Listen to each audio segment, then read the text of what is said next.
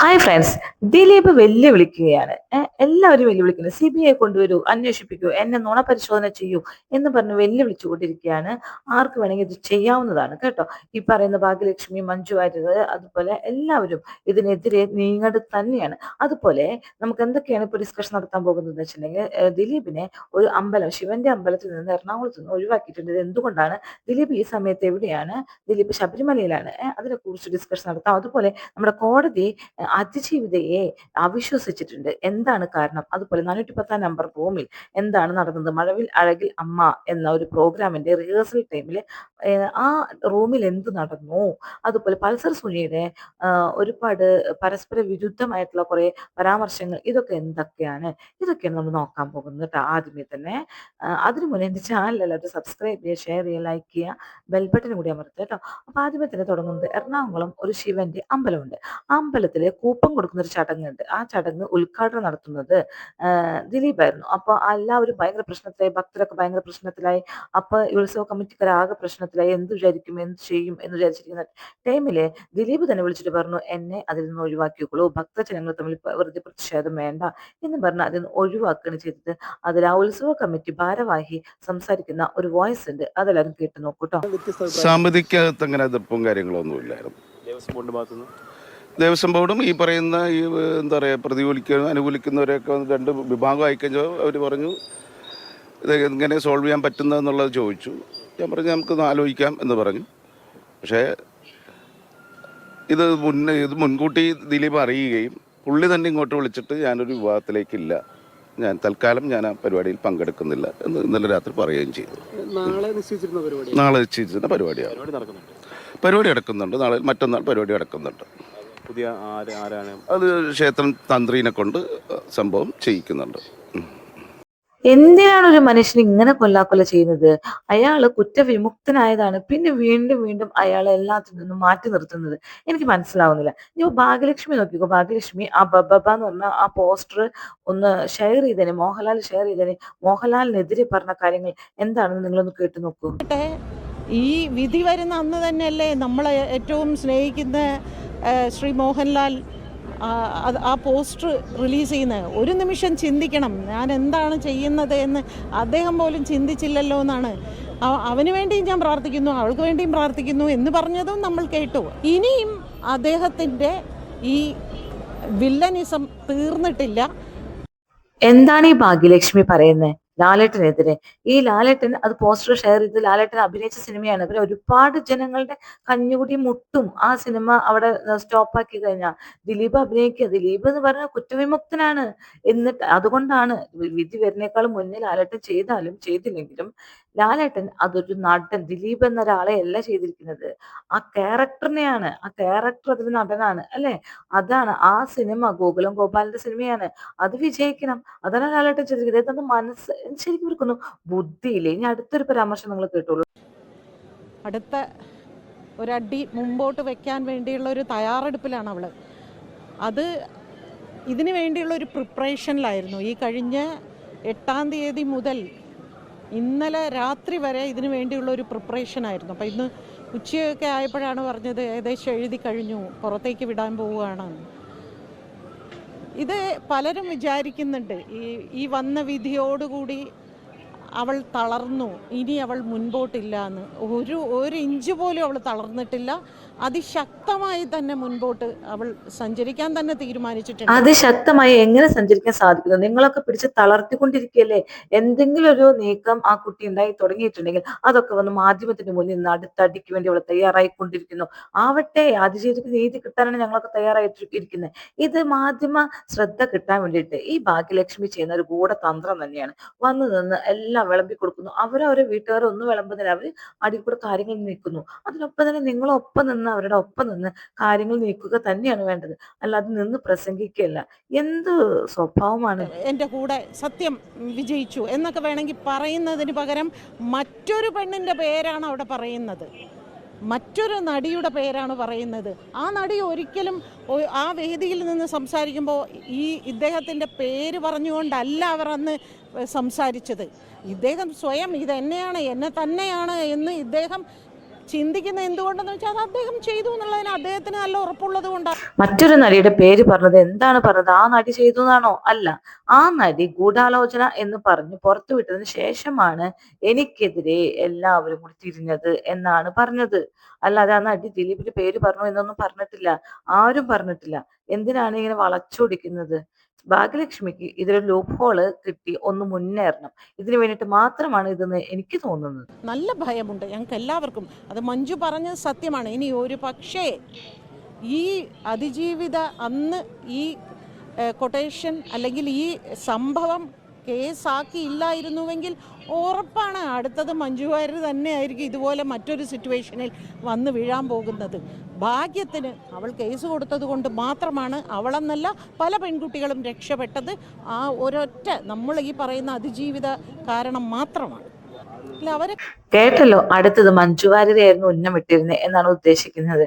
പക്ഷെ ദിലീപാണ് ഇത് ചെയ്തു എങ്കിൽ ഫസ്റ്റ് ചെയ്യുക ദിലീപ് മഞ്ജു വാര്യരെ ആയിരിക്കും. ദിലീപ് ആണ് പ്രതിയെങ്കിൽ അല്ലെ, ആദ്യം ഭാവനനെ ചെയ്യില്ല.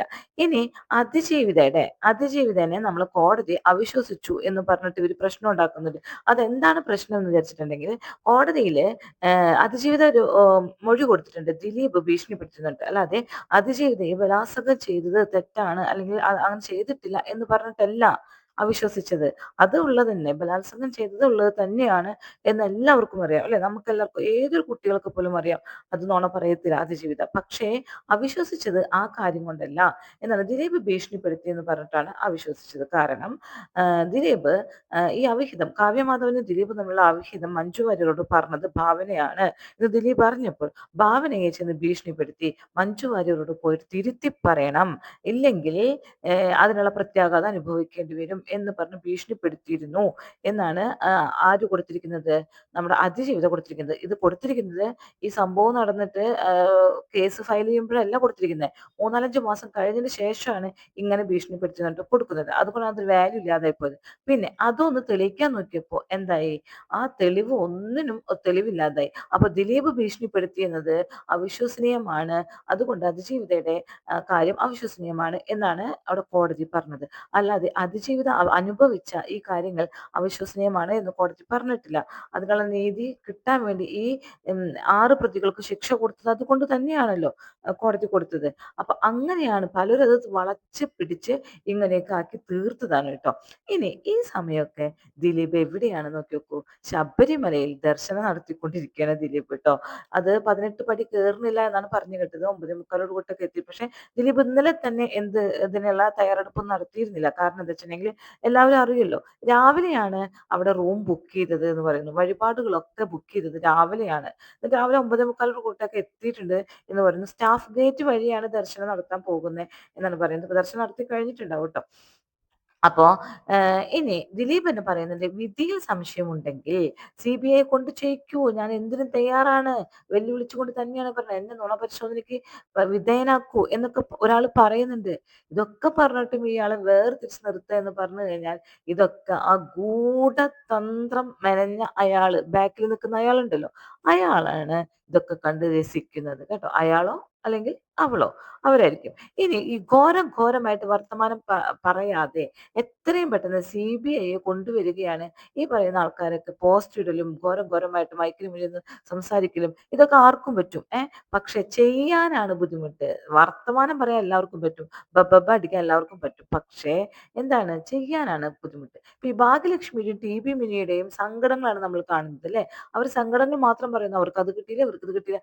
സങ്കടങ്ങൾ പറയാതെ നിങ്ങൾ പ്രവർത്തിക്കൂ, അത്രേ എനിക്ക് പറയാറുള്ളൂ. അല്ലാതെ ആ പെൺകുട്ടി ഒരടിക്ക് വേണ്ടി മുന്നേറുകയാണ് എന്നൊക്കെ ഒരു സിനിമ ഡയലോഗ് പറയാനല്ല പറയുന്നത്. അതിനനുസരിച്ച് പ്രവർത്തിക്കണം. മുൻവിധി മാത്രമാണ് ഇവരുടെ. ദിലീപാണ് കുറ്റം ചെയ്തത്, മുൻവിധിയാണ് ഇവരുടെ അല്ലെ. ഇനി സോനിയുടെ ഹാൻഡ് റൈറ്റിംഗ് അല്ലാന്ന് തെളിയിച്ചിട്ടുണ്ട്. വിപിനാണ് ഇത് എഴുതിയതെന്ന് വിപിൻ തന്നെ നേരിട്ട് വന്ന് പറഞ്ഞിട്ടുണ്ട്. ഫോറൻസിക് ലാബിൽ തെളിഞ്ഞിട്ടുണ്ട് സോനിയുടെ ഹാൻഡ് റൈറ്റിംഗ് അല്ല. പിന്നെ അതുപോലെ തന്നെ നമ്മുടെ ജഡ്ജി എന്താ പറഞ്ഞത്, ഇത്രയും വൃത്തികെട്ടവൻ, ഇത്രയും വൃത്തികേട് ചെയ്യുന്നവന് ഇത്രയും നല്ലൊരു ഹാൻഡ് റൈറ്റിംഗ് ഉണ്ടാവില്ല, നല്ല ഹാൻഡ് റൈറ്റിംഗ് ആണ് എഴുതി കൊടുത്തിരിക്കുന്നത് അല്ലെ. ഇത്രയും ക്രിമിനൽസിന് ഒരിക്കലും ഇത്രയും നല്ല ഹാൻഡ് റൈറ്റിംഗ് ഉണ്ടാവില്ല എന്ന് പറഞ്ഞിട്ടുണ്ട്. ഇനി നമ്മളിപ്പോ ചെയ്തുകൊണ്ടിരിക്കുന്നത് ദിലീപിന്റെ വിധി പകർപ്പും തെളിവുകളും അനുസരിച്ചിട്ടാണ്. അല്ലാതെ ദിലീപിനെ പൊക്കുക എന്നുള്ളതല്ല നമ്മുടെ ഡിസ്കഷന്റെ ഉദ്ദേശം. ഇനി നമുക്കൊരു വോയിസ് കേട്ടിട്ട് നമുക്ക് തിരിച്ചു വരാം. യാതൊരു തെളിവുകളുമില്ല, അല്ലെങ്കിൽ ഗൂഢാലോചന പ്രൂവ് ചെയ്യാൻ പറ്റുന്ന തെളിവുകളൊന്നും തന്നെ സംശയദേശമന്യെ സ്ഥാപിക്കാൻ എങ്ങും തന്നെ കഴിഞ്ഞിട്ടില്ല എന്നാണ് കോടതി പറയുന്നത്. അതായത് ദിലീപിന്റെ വീട്ടിൽ വെച്ച് പൾസർ സുനിയും ദിലീപും തമ്മിൽ കൂടിക്കാഴ്ച നടത്തിയെന്നും അവിടെ വെച്ച് കണ്ടു എന്നും സ്ഥാപിക്കാൻ പറ്റുന്ന തെളിവുകളൊന്നും തന്നെ പ്രോസിക്യൂഷന് കൊണ്ടുവരാൻ കഴിഞ്ഞിട്ടില്ല എന്ന് പറയുന്നു. ഇതുമായി ബന്ധപ്പെട്ട് ഒരു മേക്കപ്പ് ആർട്ടിസ്റ്റ് നൽകിയ മൊഴിയുണ്ടായത് ദിലീപിന്റെ വീട്ടിൽ വെച്ച്, വീടിന് സമീപത്ത് വെച്ച് 2017 ജനുവരി മാസത്തിൽ ഈ പറയുന്ന പൾസർ സുനിയെ കണ്ടു എന്ന് പറയുന്ന ഇവയൊന്നും തന്നെ ഇത് ഒരു ഗൂഢാലോചനയുടെ ഭാഗമെന്ന് പ്രൂവ് ചെയ്യാൻ പറ്റുന്ന ഒന്നല്ല. ഗൂഢാലോചന എന്ന് പ്രൂവ് ചെയ്യാൻ പറ്റുന്ന ഡയറക്റ്റ് എവിഡൻസ് ഇതിന്റെ ഭാഗമായിട്ടില്ല എന്നുള്ളത് തന്നെയാണ്. മാത്രവുമല്ല, ഈ പ്രതിയുടെ സാന്നിധ്യം ദിലീപ് ഉണ്ടായിരുന്ന പല ലൊക്കേഷനുകളിലും ഉണ്ടായിരുന്നു എന്നുള്ളത് പ്രോസിക്യൂഷൻ ആരോപിക്കുന്നുണ്ട്. പ്രതിയും ഒരു ചലച്ചിത്ര പ്രവർത്തകനാണ്, അയാളുടെ സാന്നിധ്യം അവിടെ ഉണ്ടായിരിക്കും. പക്ഷേ ഒന്നാം പ്രതിയായ പൾസർ സുനിയും 8ാം പ്രതിയായ ദിലീപും തമ്മിൽ ഈ സ്ഥലങ്ങളിൽ വെച്ച് ഗൂഢാലോചന നടത്തിയെന്ന് സ്ഥാപിക്കാൻ പ്രോസിക്യൂഷന് കഴിഞ്ഞിട്ടില്ല. ഈ ദിലീപിനെ ഏതെങ്കിലും തരത്തിൽ ഈ ഗൂഢാലോചനയുടെ ഭാഗമാക്കാനോ ഈ ഗൂഢാലോചനയിൽ ചാർജ് ചെയ്യാനോ ഈ കൃത്യത്തിൽ പങ്കുണ്ട് എന്ന് സംശയലേശമന്യെ സ്ഥാപിക്കാനോ പ്രോസിക്യൂഷന് കഴിഞ്ഞിട്ടില്ല എന്ന് തന്നെയാണ് ഈ കോടതി ഇപ്പോൾ വ്യക്തമാക്കുന്നതും ഈ ഉത്തരവിലൂടെ. കേട്ടോ, ഇതൊക്കെ തെളിയിക്കാതെ എങ്ങനെയാണ് ദിലീപ് ക്രിമിനൽ ആണെന്ന് പറയുന്നത്? ഇനി ഇത് ദിലീപിന് കിട്ടിയ മുട്ടം പണി തന്നെ, വമ്പന്മാരുടെ വലിയ വലിയ തലവന്മാരുടെ പണി തന്നെയാണ്. കാരണം ദിലീപ് മുടിച്ചൂടാൻ മന്നനായിരുന്നു അല്ലെ ഫിലിമിലെ. അപ്പൊ അയാൾക്കെതിരെ ഒരുപാട് നീക്കങ്ങൾ ഉണ്ടാവുക എന്നത് സ്വാഭാവികമാണ്. എവിടെയാണെങ്കിലും ഇത്തിരി ഉയർന്നു നിൽക്കുന്നവനെ തകർക്കാൻ വേണ്ടി ഒരുപാട് പേരുണ്ടാവും അല്ലെ. ഇനി 2011 നിർമ്മാതാവിന്റെ വൈഫിനെ തട്ടിക്കൊണ്ടുപോകാൻ ശ്രമിച്ചിട്ടുണ്ട് ഈ പൾസർ സുനി. ആ പൾസർ സുനിയാണ് ഈ ദിലീപിനെതിരെ പറഞ്ഞ വാക്കല്ല അവർ വിശ്വസിച്ചിരിക്കുന്നത്. അത് നിർമ്മാതാവ് തന്നെ വന്ന് പറഞ്ഞിട്ടുണ്ട് അല്ലെ, തട്ടിക്കൊണ്ടുപോകാൻ വേണ്ടി ശ്രമിച്ചിട്ടുണ്ട് പൾസർ സുനി. അതുപോലെ ഒരു പെൺകുട്ടിയെ ബലാത്സംഗം ചെയ്തിട്ടുണ്ട് ഈ പൾസർ സുനി. അത്രയും വലിയ ക്രിമിനലാണ്. എന്നിട്ട് പ്രമുഖ നടനെ തട്ടിക്കൊണ്ടുപോയിട്ട് പൈസ പിടുങ്ങാൻ ശ്രമിച്ചിട്ടുണ്ട്. ഇത്രയൊക്കെ കേസ് ഹിസ്റ്ററി ഉള്ള ആളാണ് ഈ കൃത്യം ചെയ്തത്. അപ്പൊ പിന്നെ ദിലീപ് പറഞ്ഞിട്ടാന്ന് പറയാൻ വല്ല സോഴ്സും ഉണ്ടായാൽ ഒരിക്കലും ഇല്ല. കാരണം എന്താണ്, ഇയാള് പൈസയ്ക്ക് വേണ്ടി ചെയ്യുന്നതാണ്. ഒരു വലിയ കൊടും ക്രിമിനലാണ് പൾസർ സുനി അല്ലെ. ഇനി പൾസർ സുനി കൊടുത്തൊരു മൊഴിയില് എന്താ പറഞ്ഞാൽ, ഈ അതിജീവിതയെ ബലാത്സംഗം ചെയ്യുന്ന സമയത്ത് പൾസർ സുനി എന്താ പറഞ്ഞതെന്ന് വെച്ചിട്ടുണ്ടെങ്കിൽ, നിങ്ങൾ ചെയ്ത തെറ്റിനുള്ള ശിക്ഷയാണ് നിങ്ങൾ അനുഭവിക്കണം. എന്താണ്, മേഡം തന്ന ഒരു കൊട്ടേഷനാണ് എന്ന് പൾസർ സുനി അതിജീവിതയോട് പറഞ്ഞുകൊണ്ടാണ് ബലാത്സംഗം ചെയ്യുന്നത്. അപ്പൊ അതിജീവിതയും ഇതേ വേർഡ് തന്നെ മൊഴി കൊടുത്തിട്ടുണ്ട്. എന്നോട് പൾസർ സുനി ഇങ്ങനെ പറഞ്ഞു എന്ന് പറഞ്ഞിട്ട്. പിന്നെ അതിജീവിത ആദ്യം പോയത് ലാലിന്റെ വീട്ടിലേക്കാണ് എന്ന തെറ്റിദ്ധാരണയാണ്. ആദ്യം പോയത് രമ്യ നമ്പീശന്റെ വീട്ടിലേക്കായിരുന്നു. പക്ഷെ അവിടെ എന്താണ് അവിടെ ആരും ഉണ്ടായിരുന്നില്ല. അവിടെ വീട് പൂട്ടിക്കിടക്കുന്നു. അപ്പോഴാണ് അതിജീവിതം നേരെ ലാലിന്റെ വീട്ടിലേക്ക് പോയത്. അങ്ങനെ പിന്നെ 410 നമ്പർ റൂം അബാദ് പ്ലാസ എന്ന് പറഞ്ഞ ഒരു സ്ഥലത്ത് 410 നമ്പർ റൂമിൽ എന്താണ് നടന്നത്? സുനിയും ഈ ദിലീപും കൂടിയിട്ട് ഒരു കരാർ ഏർപ്പെട്ടു, 1.5 കോടി കരാർ ഏർപ്പെട്ടു എന്നാണ് പറയുന്നത്. പക്ഷെ ഈ അബാദ് പ്ലാസയിലെ റൂം എന്താണ്, മഴവില്ലഴകിൽ അമ്മ എന്ന് പറഞ്ഞ പ്രോഗ്രാമിന്റെ റിഹേഴ്സൽ നടന്നുകൊണ്ടിരിക്കുകയാണ്. അങ്ങനെ ഫിലിം ആർട്ടിസ്റ്റുകൾ റിഹേഴ്സൽ നടക്കുന്ന സ്ഥലത്തേക്ക് വേറെ പുറത്തുനിന്ന് ഒരാളെ അങ്ങോട്ട് കയറ്റില്ല. അത് ഇടവേള ബാബു, അതുപോലെ തന്നെ സിദ്ദിഖ്, അങ്ങനെ കുറെ പേര് മൊഴി കൊടുത്തിട്ടുണ്ട്. അങ്ങനെ പുറത്തുനിന്ന് ഒരാൾ വരാൻ പറ്റുകയില്ല. പിന്നെ അവരുടെ ഇഷ്ടപ്രകാരം പുറത്തുനിന്ന് ഇപ്പൊ നടന്മാരെ നടികൾ അവരുടെ ഇഷ്ടപ്രകാരമാണെങ്കിൽ വിളിച്ചു വരുത്താം. അങ്ങനെ ദിലീപ് വേണമെങ്കിൽ വിളിച്ചു വരുത്തിയിട്ടുണ്ടോ ചോദിച്ചപ്പോൾ അതറിയില്ല എന്നാണ് അവർ പറഞ്ഞത് കേട്ടോ. ഇനി അങ്ങനെ വരാനുള്ള സാഹചര്യം അവിടെ ഇല്ല എന്നും പറയുന്നുണ്ട്. അപ്പോ ഇതിലൊരു കൂട്ടുകാരൻ മൊഴി കൊടുത്തിട്ടുണ്ട്. പൾസർ സുനി ഈ അബാദ് പ്ലാസയിലേക്ക് കയറി പോകുന്നത് കണ്ടു. ദിലീപ് എല്ലാവരും പ്രാക്ടീസ് ചെയ്യുന്ന സമയത്ത് കയറി പോകുന്നത് കണ്ടു. പക്ഷെ അയാൾ കയറിപ്പോയത് ടിക്കറ്റ് മേടിക്കാനായിരുന്നു എന്നും കൂടി പറയുന്നത്. ഈ മഴവില്ലാഴകിൽ അമ്മ പ്രോഗ്രാമിൽ ടിക്കറ്റ് മേടിക്കാനായിരുന്നു എന്നാണ് തെളിഞ്ഞിരിക്കുന്നത്. അപ്പോഴും 410 നമ്പർ റൂമിൽ ഇങ്ങനെ കെട്ടിച്ചമച്ചൊരു കഥ, 1.5 കോടിയുടെ ഒരു ഡീൽ ഉറപ്പിച്ചു. ആരൊക്കെ കൂടിയിട്ട് ദിലീപും അതുപോലെ സുനിയും കൂടി ഡീൽ ഉറപ്പിച്ചു എന്ന് കെട്ടിച്ചമച്ച പോലീസിന്റെ കഥ അപ്പോഴും അവിടെ വെച്ച് പൊളിഞ്ഞു. ഇങ്ങനെ കുറെ കഥകൾ കൊണ്ടുവന്നു. ഒരാളെ എവിടെയെങ്കിലും ദിലീപും പൾസർ സുനിയും ഒരേ ലൊക്കേഷനിലൊക്കെ ഉണ്ടായിരുന്നു എന്നൊക്കെ പറഞ്ഞ് അങ്ങനെ കുറെ കഥകൾ കൊണ്ടുവന്നു. പക്ഷെ അതെന്തായിരുന്നു, മുകേഷിന്റെ ഡ്രൈവർ ആയിരുന്നു. ഇങ്ങനെ ദിലീപ് ഇപ്പൊ വെല്ലുവിളിച്ചു കൊണ്ടിരിക്കുകയാണ്. എല്ലാവരും ആ വെല്ലുവിളി ഏറ്റെടുക്കുക തന്നെ ചെയ്യണം.